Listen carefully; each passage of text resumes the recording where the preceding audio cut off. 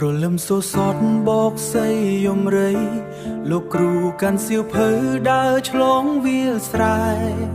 ខ្យល់ត្រជាក់បក់ប៉ះអាវចាំងទ្រុឌទ្រោមជើងដើរយឺយឺតតែចិត្តនៅតែស្មោះត្រង់ក្នុងសាលាឈើចាំងក្បែរវត្តជនបទមានតែទឹកប៊ិចមួយកែវនិងក្តារខ្មៅស្ងប់ស្ងាត់សរសេរអក្សរខ្មែរឲ្យសូសតូចរៀនចេញទោះនឿយប៉ុណ្ណា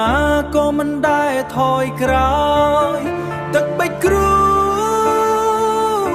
ស្រក់លើក្រដាសដូចញើសលើថ្ងាំងដែលខំដើម្បីសឹង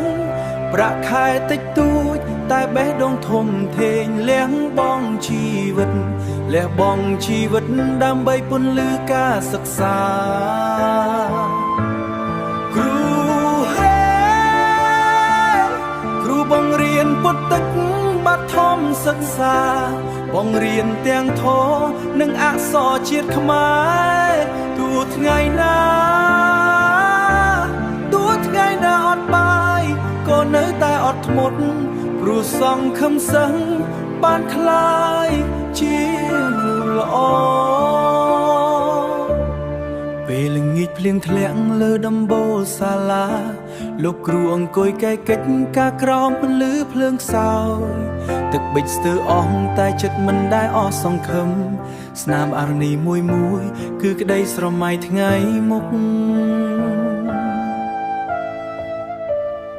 មានសរសើរខ្លះក្រគ្មានសៀវភៅសរសេរលោកគ្រូចែកបិចចាស់ដោយក្តីអាណិត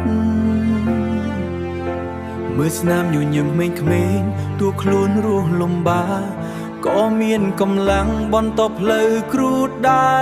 រទឹកបិចគ្រូស្រក់លើក្រដាសដូចញើសលើថ្ងាំងដែលខំដើម្បីសឹងជីវិត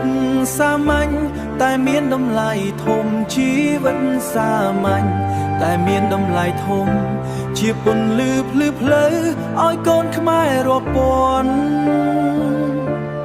បើថ្ងៃណាសឹងបានល្អគ្មានលក្ខខណ្ឌ